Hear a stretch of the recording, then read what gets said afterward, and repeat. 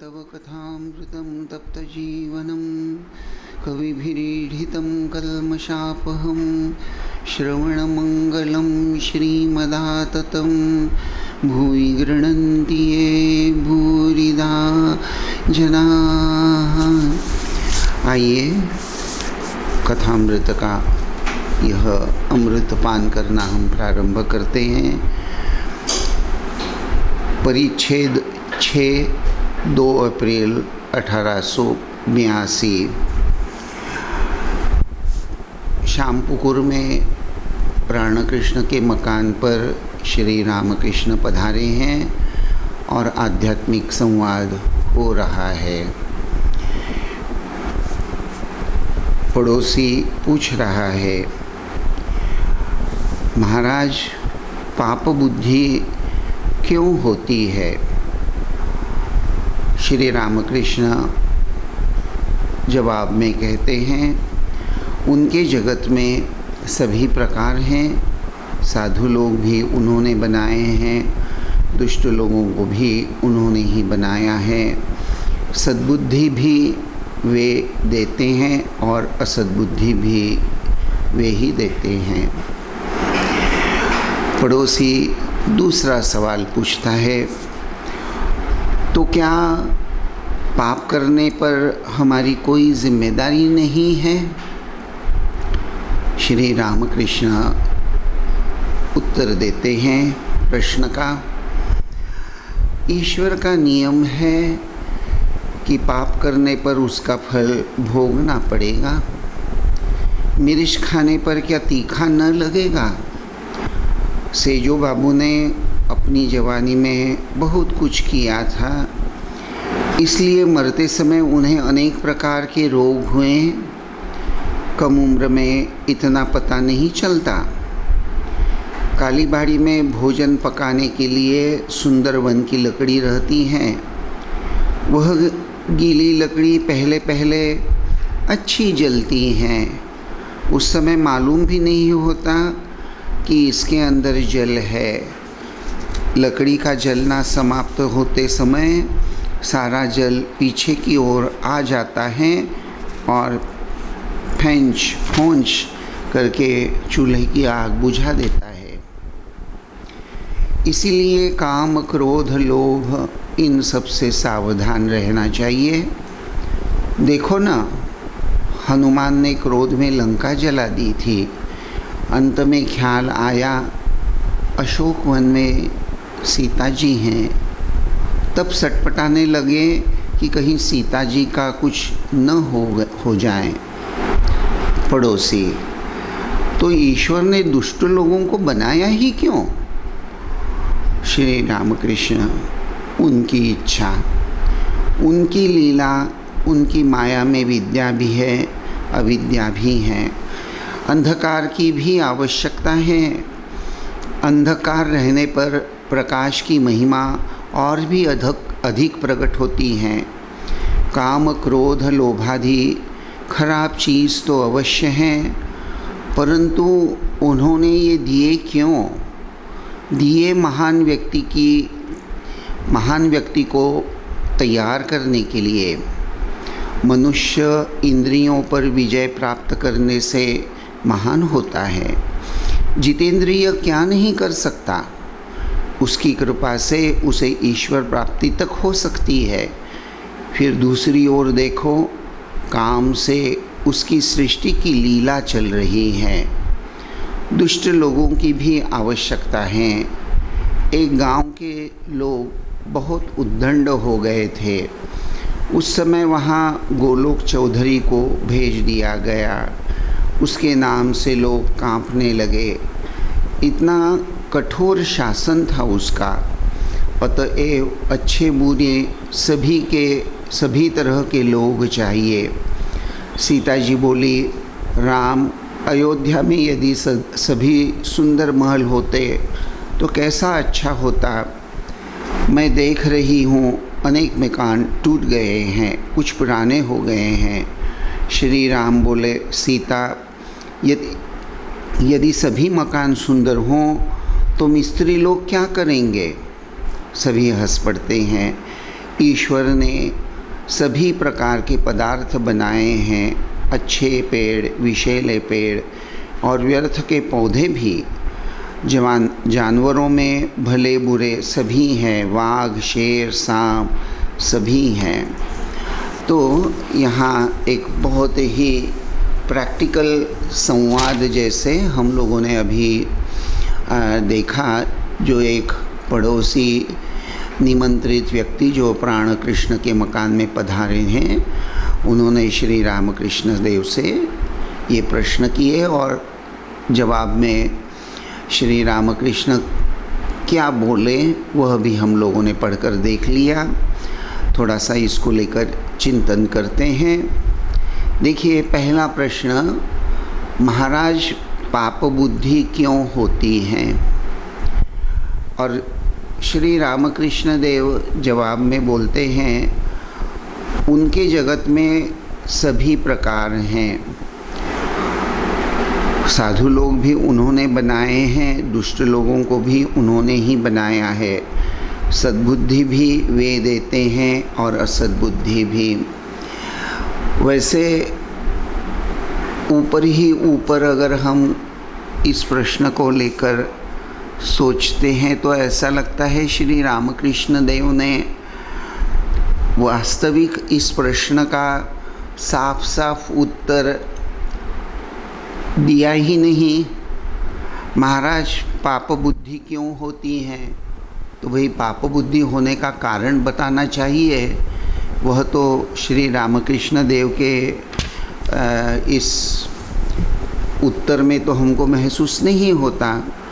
एक प्रकार से यहाँ श्री रामकृष्ण ये जो उत्तर देते हैं और उसमें जो कहते हैं कि उनके जगत में सभी प्रकार हैं, तो किनके जगत में? उनके जगत में, अर्थात इस जगत का जो निर्माता है, सृष्टा जो हैं। तो प्रश्न वैसे भी अनुत्तरित रह गया है, लेकिन एक्चुअली सत्य तो यह है कि श्री रामकृष्ण देव ने यहाँ दो प्रकार के लोगों का उच्चारण किया है। ठाकुर बोलते हैं साधु लोग भी उन्होंने बनाए हैं, दुष्ट लोगों को भी उन्होंने ही बनाया है। सद्बुद्धि भी वे देते हैं और असद्बुद्धि भी देते हैं।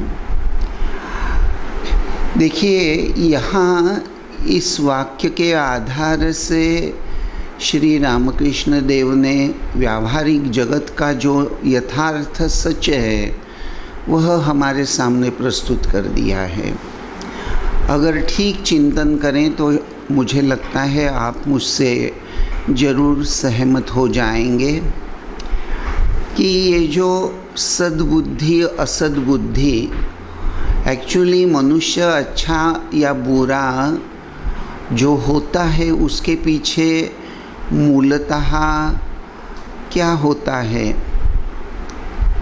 तो आपको नहीं लगता कि मूलतः ये सद्बुद्धि और असद्बुद्धि ही मनुष्य को अच्छे या बुरे राह पर ले जाती हैं? और भी थोड़ा अगर आप सोचकर देखें तो आशा करता हूँ आप मेरे विचारों से सहमत हो जाएंगे। क्योंकि वैसे मुझे लगता है, मैं ये नहीं कहता कि मुझे जो लगता है वही अंतिम बात, लेकिन एक विचार आपके सामने प्रस्तुत कर रहा हूँ। सर्वसाधारण कोई भी इंसान आप इस दुनिया का ले लीजिए, चाहे वो महाराष्ट्र का हो, चाहे उत्तर प्रदेश का हो, चाहे गुजरात का हो, चाहे दुनिया के किसी अन्य देशों का हो, किसी भी भाषा का हो, क्या प्रत्येक मनुष्य में सद और असद, अच्छा बुरा सोचने का सामर्थ्य क्या व्यक्ति में नहीं होता? एक ही व्यक्ति में ये जो दोनों चीज़ों को जानने का, समझने का जो सामर्थ्य है वह तो विद्यमान होता ही है। जगत में मुझे नहीं लगता ऐसे। वैसे देखा जाए तो मान लिया, एक तत्व की दृष्टि से बोलिए, या एक हम लोग एक जनरलाइज बात कर लेते हैं, तो एक जनरलाइज बात के रूप में हम भले ही इस बात को थोड़ा सा मान लेते हैं कि मनुष्य जो संसार में आता है, जीने लगता है, तो ही लर्न्स थ्रू एक्सपीरियंसेस। इतना तो आप भी मुझे लगता है स्वीकार करेंगे। और ये जो विविध अनुभव स्वीकार करते हुए मनुष्य बड़ा होते जाता है, इस प्रक्रिया में in this process of growing up, in this process of experiencing different experiences, मनुष्य बचपन से लेकर जवानी तक, जवानी से लेकर बुढ़ापे तक, ये जो उसका जो फिज़िकल एक ग्रोथ होता जाता है, वह सिर्फ फिज़िकल ग्रोथ नहीं होता, वह सिर्फ शारीरिक बदलाव नहीं है। उसी के साथ साथ इस संसार में जीवन यापन करते हुए वह अच्छे बुरे अनुभवों का अधिकारी भी वह व्यक्ति बनता ही है।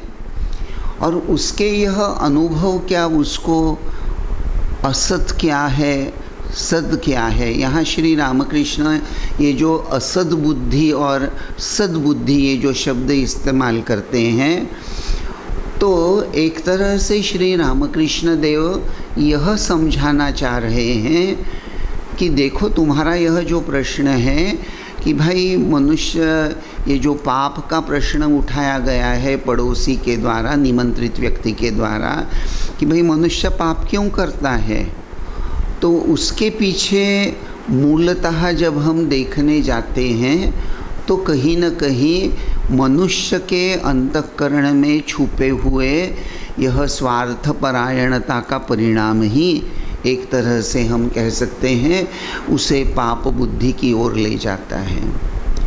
मेरा मेरा मेरा सुख, मेरा सुख, मेरा सुख, इस मेरा मेरा को लेकर जब मनुष्य अत्यधिक मात्रा में जब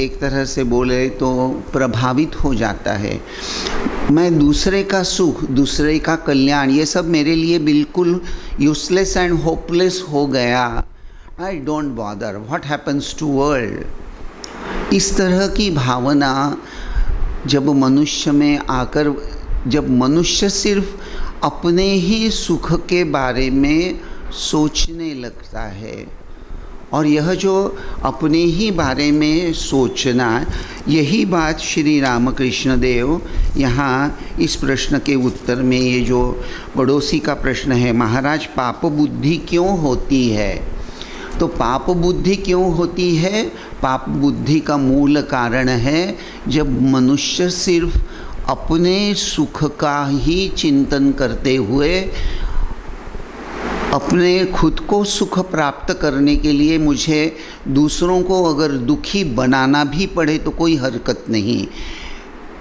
यह जो बुद्धि है इसी को श्री रामकृष्ण देव असद बुद्धि कहते हैं। तो वैसे देखा जाए तो भगवान ने इंसान को संपूर्ण रूप से खराब बनाया है, पाप बुद्धि देकर भेजा है, ऐसा नहीं है। मनुष्य के अंतःकरण में यह जो मूलभूत बातें होती ही हैं, यह जो जिसको लेकर, लेकिन मूल प्रश्न यही आ जाता है, और उसको लेकर ही आगे चलकर श्री रामकृष्ण देव ये जो बात बोल देते हैं, सब उसकी इच्छा, उसकी लीला।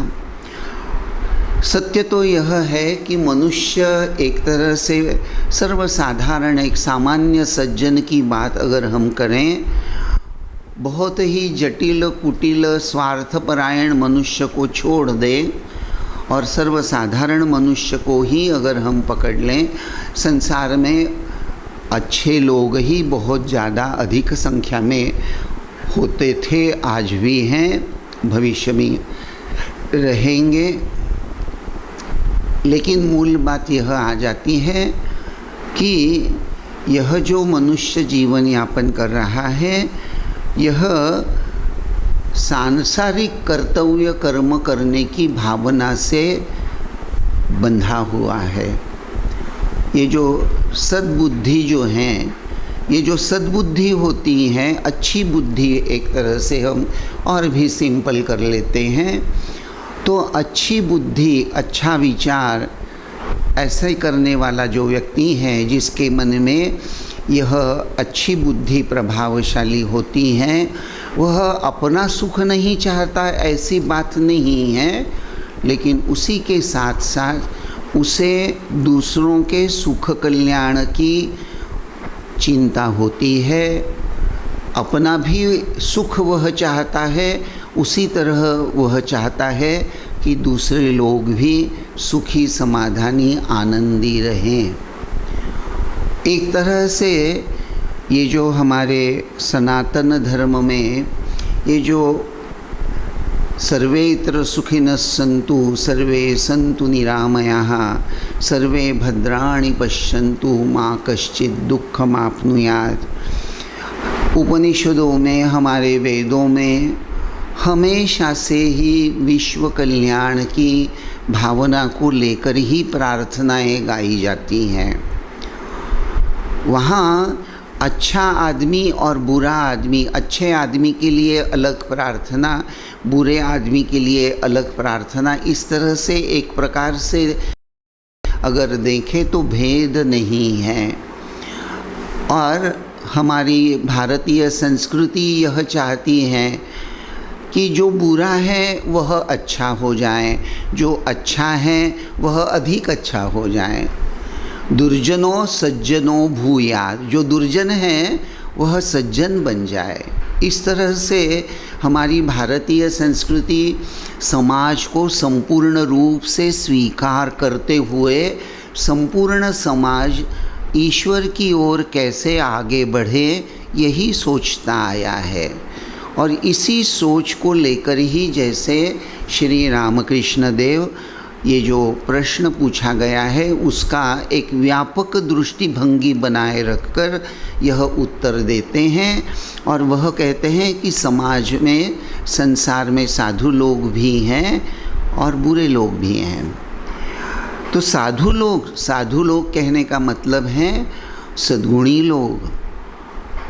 सांसारिक कर्तव्य, जैसा मैंने अभी कहा कि सर्वसामान्य मनुष्य सांसारिक कर्म को लेकर, कर्तव्य को लेकर बंधा हुआ है, वैसे शास्त्र के अनुसार जब मनुष्य देह धारण किया है हमने, तो हमको कर्म तो करने ही पड़ेंगे, कोई उपाय नहीं है, कर्म करने ही पड़ेंगे। और हमको देखना यह है कि हमारे कर्म जो हैं वह संपूर्ण रूप से आध्यात्मिकता की ओर हमको ले जाते हैं या नहीं। सांसारिक कर्तव्य, मूलभूत कर्तव्य, ये दो शब्द अक्सर जब भी आध्यात्मिक उन्नति की बात आती हैं तो ये दो शब्दों को लेकर थोड़ा सचेतन होना मुझे लगता है आवश्यक है।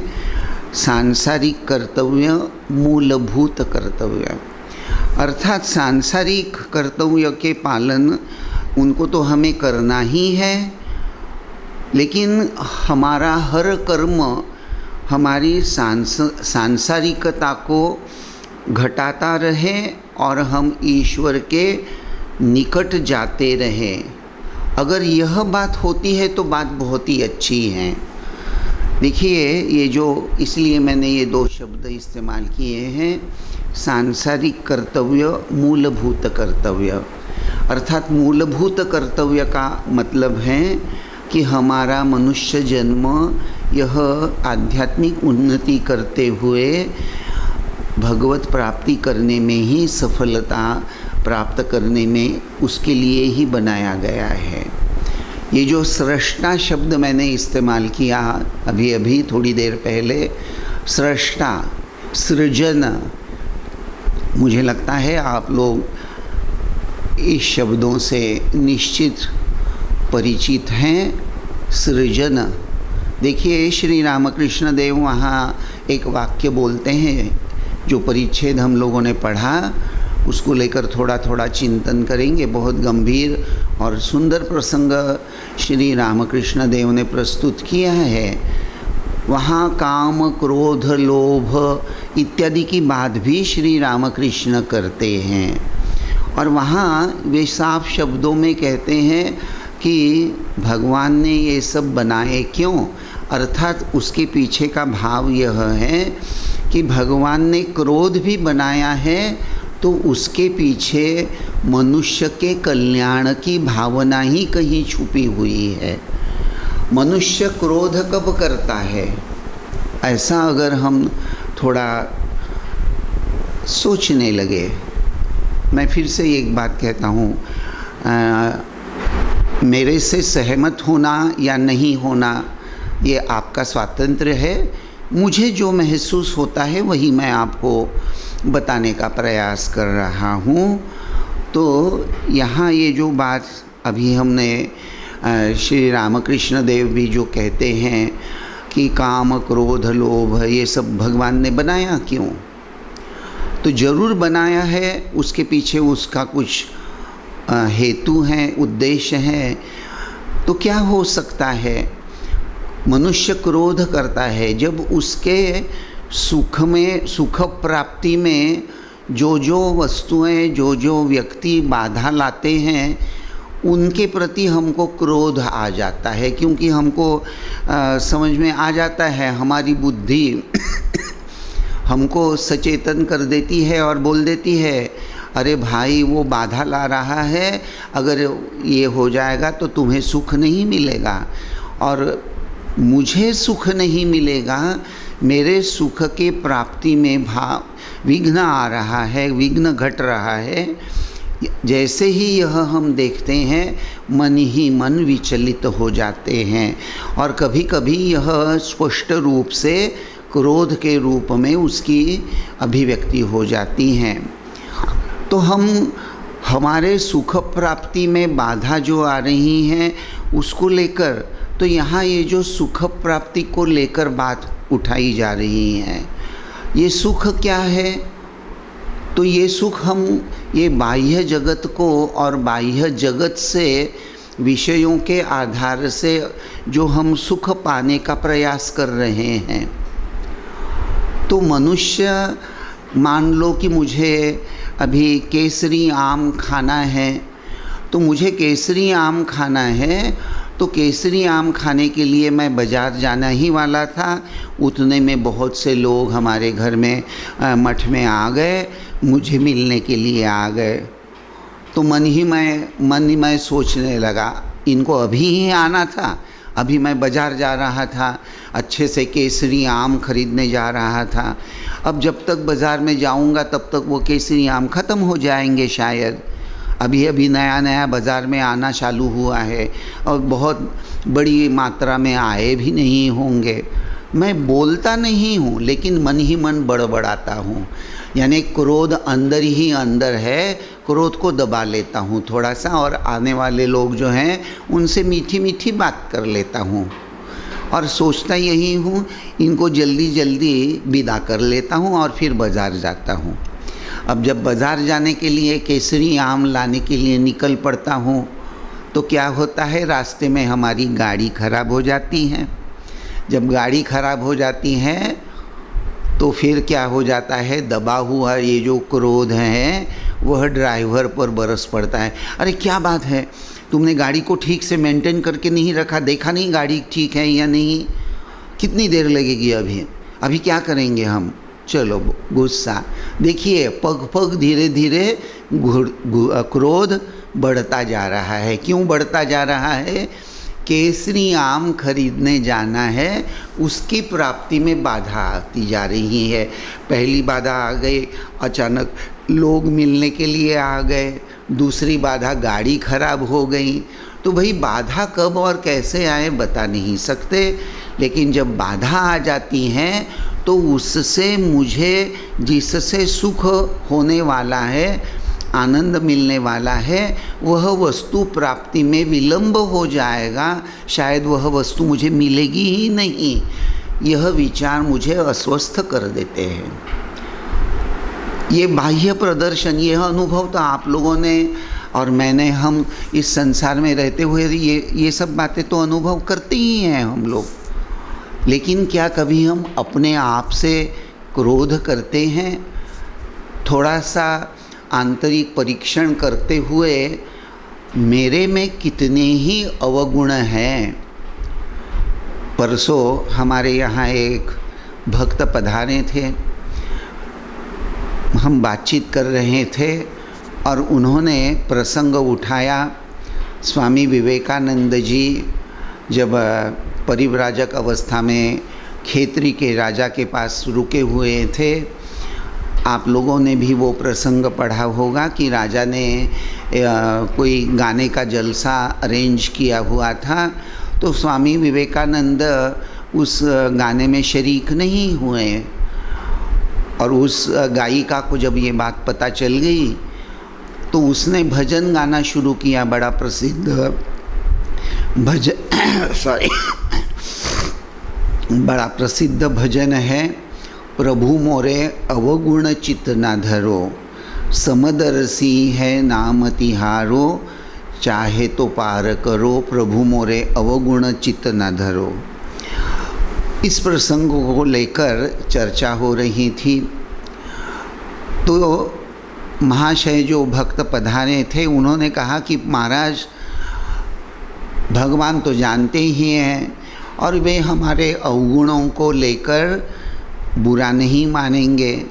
हाँ, समदर्शी है नाम तिहारो, वे तो समदर्शी हैं, हमारे प्रभु भगवान श्री कृष्ण ही कहो, राम कहो, रामकृष्ण कहो, दुर्गा कहो, गणपति कहो, जिसकी जो देवता, तो बोले हमारे प्रभु तो समदर्शी हैं, हमारे अंदर कितने ही अवगुण क्यों न हो, वे इसका बुरा नहीं मानेंगे, वे हमारा परित्याग नहीं करेंगे। तो मैंने कहा कि भाई साहब, आपका विश्वास तो बड़ा सुंदर है, मैंने मान लिया, लेकिन साथ ही साथ मैं आपको यह सवाल पूछता हूँ, जब आपको अपने व्यक्तिमत्व में अवगुण है इसका पता चल ही गया है, आप जब यह बोल रहे हैं प्रभु मोरे अवगुण चित्त न धरो, तो भाई आप अपने व्यक्तिमत्व में जो अवगुण हैं उसको दूर करने के लिए क्या कोई प्रयास करते हैं? ये तो मैंने मान लिया कि भगवान जो हैं वह बड़े दयालु हैं और वे हमारे अवगुणों को इतना इम्पोर्टेंस नहीं देंगे, मान लिया मैंने। लेकिन मूल बात तो मैं आपसे ये सवाल पूछता हूँ, जब आप जान गए हैं कि आप में अवगुण हैं, तो आप अपने अवगुणों को दूर करने के लिए क्या कोई प्रयास करते हैं? तो जैसे ही मैंने ये सवाल पूछा, वे कुछ नाराज़ से हो गए, क्योंकि देखिए, अवगुणों को पहले स्वीकार करना और अवगुणों को दूर करने का प्रयास करना, तो वो तो कष्ट है वहाँ। और मनुष्य का यह स्वभाव है, हम कष्ट नहीं चाहते, बड़े आसानी से हमको सब कुछ प्राप्त होना चाहिए। केसरी आम भी मुझे बड़े आसानी से प्राप्त होना चाहिए और उससे भी कई गुना आसानी से मुझे भगवत प्राप्ति होनी चाहिए। और हम लोग दुहाई देते हैं, प्रभु मोरे अवगुण चित्त न धरो, समदर्शी है नाम तिहारो। तो भाई, भगवान ऐसे एक तरह से कहें तो अगर हम ऐसा विचार लेकर अपने अवगुणों को लेकर दूर करने का अगर बिल्कुल ही प्रयास नहीं करते, तो क्या भगवान प्रसन्न होने वाले हैं? ऐसा कभी नहीं होता। श्री रामकृष्ण देव ने ये जो सद्बुद्धि और असद्बुद्धि ये जो शब्द इस्तेमाल किए हैं ना, ये इसी भावना से किए हैं कि अगर हम अपने अवगुणों को जान ही गए हैं, प्रभु मोरे अवगुण चित्त न धरो, मैं समझ गया प्रभु आपकी बड़ी कृपा है मुझ पर, आपकी कृपा से ही मेरे में ये सद्बुद्धि जागृत हो गई और अपने व्यक्तिमत्व को लेकर एक आत्म परीक्षण करने का विचार मेरे मन में जागृत हो गया और उसका ही परिणाम यह हो गया, प्रभु आपकी बड़ी दया कि मैं अपने दुर्गुणों को स्वीकार भी करने लगा, पहचानने लगा और उसको दूर करने का दृढ़ निश्चय भी मैंने ही अपने मन में कर लिया है। और प्रभु मैं आपके शरणागत होता हूँ। इतना कुछ आपने जब किया है तो दुर्गुणों से मुक्त होने के लिए ये जो मैं प्रयास करने वाला हूँ उसके लिए मुझे शक्ति ज़रूर प्रदान करे। और इस तरह से अगर मनुष्य सोचने लगता है तो एक प्रकार से जैसे श्री रामकृष्ण देव हमको समझा रहे हैं कि हमारे अंतःकरण में जो पाप बुद्धि हैं, अर्थात मुझे ही सुखी रहना है और जो मैं जैसा भी हूँ जो भी हूँ मैं बदलने का प्रयास नहीं करूँगा, मुझ में लाख अवगुण सही, ये अवगुण तो भगवान ने ही मुझे दिए हैं, इस तरह से गलत सोच, ये जो श्री रामकृष्ण देव ये जो डिटेल में बात करते हैं ना, उसके पीछे मूल भावना यह है कि भाई तुमको क्या भगवान ने सब बुरे विचार ही दिए हैं? मनुष्य को क्या सिर्फ पाप बुद्धि ही दी प्रदान की हुई है? तो सारे विश्व में ऐसी बात नहीं होती। प्रत्येक मनुष्य में ही यह अच्छा बुरा समझने की, सोचने की, अमल करने की शक्ति होती है। और जब यह शक्ति काम आती है, ये जो फिर से एक बार मैं ये शब्द दोहराता हूँ, सांसारिक कर्तव्य, संसार में जब हम रहते हैं तो जिसके कंधों पर जो भी कर्म है तो वो कर्तव्यों का पालन तो उसको करना ही चाहिए, लेकिन वह कर्तव्य कर्म उस कर्तव्यों का पालन करते हुए उसको यह सोचना चाहिए, यह याद रखने का उसको प्रयास करना चाहिए कि यह सब भगवान का है, यह सब सृष्टि भगवान की निर्मिति है। ये जो श्री रामकृष्ण देव ने एक वाक्य इस्तेमाल किया है कि काम शक्ति के आधार से भगवान की यह सृष्टि का मल्टीप्लिकेशन, प्रजनन हो रहा है, संसार चल रहा है। अर्थात भगवान के द्वारा दी हुई हर शक्ति का एक विशिष्ट उपयोग है और उसके आधार से यह विश्व प्रपंच चल रहा है। आगे चलकर श्री रामकृष्ण देव यह भी समझा देते हैं कि यह जो शक्ति मनुष्य में है वैसे मनुष्य ही संयम का पालन कर सकता है। मनुष्य चाहे तो असंयमित जीवन, स्वैर जीवन जी सकता है, चाहे तो एक बड़ा ही संयत और सुंदर जीवन यापन करते हुए अपने आप को भगवान की ओर ले जा सकता है। और इसीलिए यह कहना चाह रहा हूँ कि संसार के कर्तव्यों का पालन हमें ऐसे करना चाहिए कि हमारा हर कर्म हमारे अंतरंग में बसी हुई सांसारिकता को, विषय लोलुपता को घटाता रहे और हमें ईश्वर के अस्तित्व को लेकर हमारा मन सचेतन बनता रहे। यह संभव है कि हम संसार में बहुत से धार्मिक कृत्य करें, खूब समाज सेवा करें और इसका ही गर्व करते करते मैं इतना जप करता हूँ, मैं पूजा करता हूँ, मैं इतनी सेवाभावी संस्थाओं से जुड़ा हुआ हूँ, ऐसा अगर हम जीवन यापन करते हैं तो इस प्रकार का चिंतन हमें अधिक और अधिक संसारी बनाकर रख देता है। क्योंकि मैं जप करता हूँ, मैं पूजा करता हूँ, इसी का एक प्रकार का सात्विक अहंकार हम अपने ही अंदर में एक प्रकार से मटेरियलाइज करने लगते हैं, जिसको हम बोलते हैं मेंटेन करना शुरू कर देते हैं। We go on maintaining this kind of feeling, I am something great, क्योंकि मैं नियमित रूप से जप करता हूँ, मैं नियमित रूप से पूजा के लिए बैठता हूँ। मैं बहुत बार लोगों के साथ बैठता हूँ, तब मैंने कई बार यह बातें देखी हैं। एक हमारे भक्त हैं, अभी लगभग 80 साल की उम्र है, परसों ही मुझे बातों बातों में बोलने लगे, महाराज हर सोमवार को मैं श्री रामकृष्ण देव को सफ़ेद फूल चढ़ाता हूँ। मैंने कहा सफ़ेद फूल क्यों चढ़ाते हैं?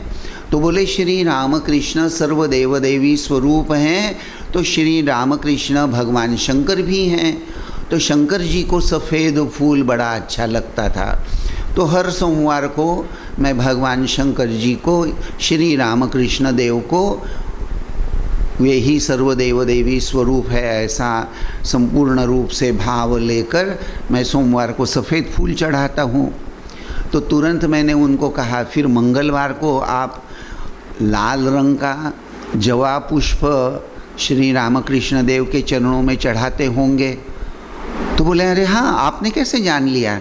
मैंने कहा मंगलवार देवी का वार होता है ना, तो देवी को लाल फूल चढ़ाया जाता है, ऐसा हम लोगों ने सुना है।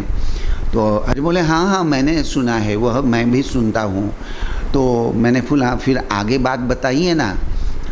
तो बोले मंगलवार को ठाकुर को लाल फूल चढ़ाता हूँ, बुधवार को श्री रामकृष्ण देव का जन्म दिवस है, यानी श्री रामकृष्ण देव बुधवार को उनका जन्मदिन उनका जन्मदिन है 18 फरवरी 1836, उस दिन बुधवार था। तो बोले बुधवार को श्री रामकृष्ण देव सर्वदेव देवी स्वरूप हैं, श्री माँ को पीला फूल बड़ा अच्छा लगता था, तो मैं बुधवार को सफ़ेद फूल, लाल फूल और पीला फूल, तीनों फूल ठाकुर के चरणों में चढ़ाता हूँ। तो मैंने कहा भाई साहब ये 3 रंग के फूल क्यों चढ़ाते हैं? तो बोले वही बात, श्री रामकृष्ण देव सर्वदेव देवी स्वरूप है ना, तो उनको तीनों रूप से चढ़ा देता हूँ ताकि उनमें ही देवी की आराधना हो जाए, माँ की आराधना हो जाए। मैंने कहा वो तो मैं समझ गया, लेकिन सोमवार को तो सफ़ेद फूल, लाल को मंगलवार को लाल फूल, तो बुधवार को एकदम से 3 फूल कैसे आ गए आपके? बुधवार का तो कोई फूल होगा ना, कोई रंग होगा।